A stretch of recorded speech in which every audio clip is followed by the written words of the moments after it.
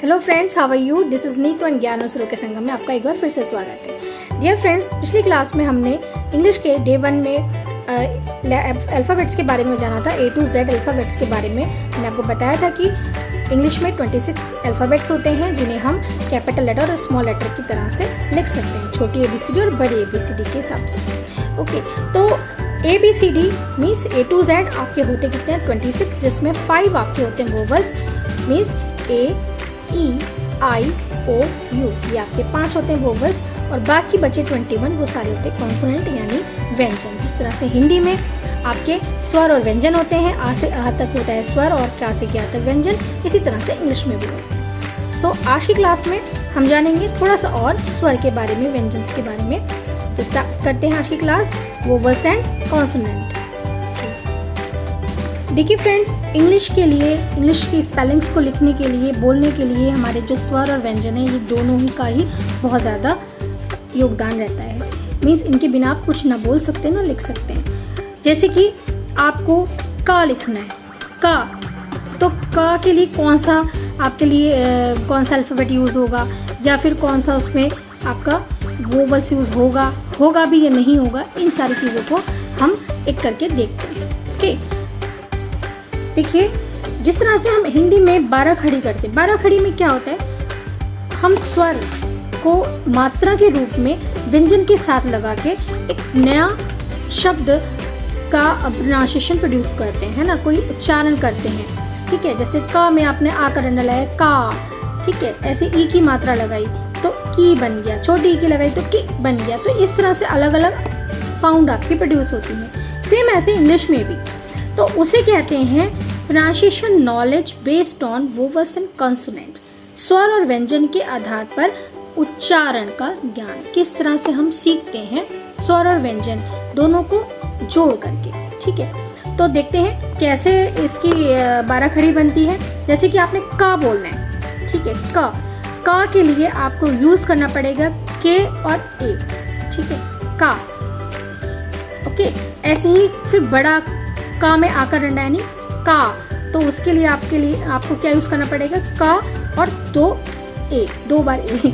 आपको कैसे समझाएं, चलिए हम इसको लिख के देखते हैं एक बार, फिर आपको अच्छे से समझ में आ जाएगा। देखिए फ्रेंड्स, जैसे आप हिंदी में 12 खड़ी लिखते हैं, इसी तरह से आप इंग्लिश में भी लिख सकते हैं। वो कैसे लिखेंगे उसको कहते हैं हम pronunciation based on vowels and consonant. Consonant और वोवल्स को मिला करके जो हम उच्चारण करते हैं दैट कॉल्ड 12 खड़ी, है ना, 12 खड़ी कहते हैं इसको। किस तरह से लिखते हैं, देखिए 12 खड़ी में आप कैसे यूज करते हैं, आप क्या लिखते हैं, सीधे सीधे आप लिखते हैं क, व्यंजन यानी वोवल्स एंड कॉन्सोनेंट को ऐड करके लिखते हैं। लेट्स सी इट, का को हम लिखने के लिए हम यूज करते हैं के।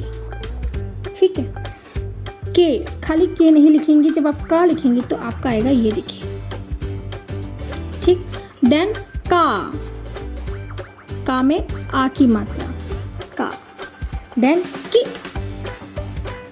छोटी की मात्रा के लिए आई लगेगा, ठीक है। उसके बाद बड़ी की मात्रा के लिए आप लगाएंगे के डबल ई, ठीक है। उसके बाद कु, तो कु कैसे लिखेंगे, के यू, कु के डबल ओ, कई। उसके बाद आपका है के कैसे लिखेंगे, के।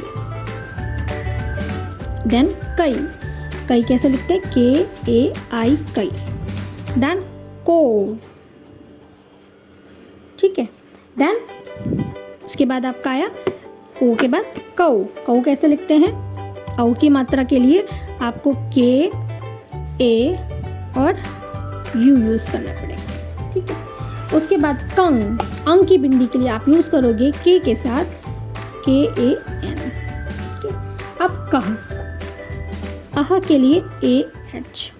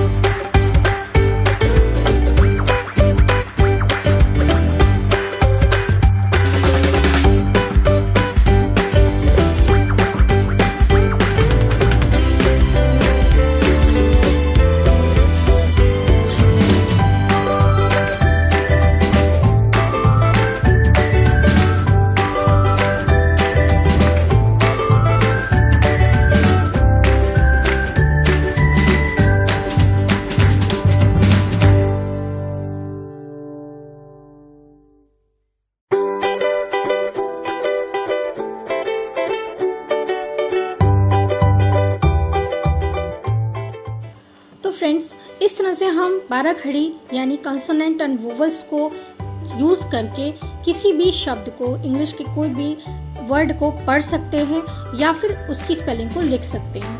अगर आपको बोलना, सबसे पहले आपको पता होना चाहिए कि कौन सा जो स्पेलिंग है, जो आपका वोवल्स हैं और कॉन्सोनेंट है, वो मिलके क्या वर्ड बना रहे हैं, उसका क्या उच्चारण होगा। अगर आप इस 12 खड़ी से सीख लेते हैं तो आप इजीली कोई भी वर्ड, कोई भी बड़ी से बड़ी स्पेलिंग को बोल करके, अगर आपको उसको बोलना आता है, उसको सबसे पहली बात उसे पढ़ पाएंगे। अगर कितनी भी बड़ी स्पेलिंग लिखी हो और आपको 12 खड़ी पता है तो आप उससे मिला के आराम से उस बड़ी स्पेलिंग को पढ़ सकते हैं और उसे लिख भी सकते हैं। ठीक है, तो अगर कोई आपको बोल के बताता है कि आप ये लिखिए तो आप इजीली लिख पाएंगे अगर आपको ये 12 खड़ी की नॉलेज होगी। अगर आपको पता होगा कि वोवल्स एंड कॉन्सोनेंट को मिक्स करके किस तरह से हम कौन से वर्ड का प्रोनाउंसिएशन कर सकते हैं, उच्चारण कर सकते हैं। होप आपको आज की वीडियो पसंद आई होगी, आपको समझ में आ गया होगा किस तरह से हम वोवल्स एंड कॉन्सोनेंट को जोड़ करके स्पेलिंग्स को बना सकते हैं। तो अगर आपको पसंद आई ये वीडियो तो प्लीज़ वीडियो को लाइक करें, शेयर करें और अगर चैनल पर नए हैं तो प्लीज़ सब्सक्राइब जरूर करें। मिलते हैं एक नए वीडियो के साथ। Thanks for watching.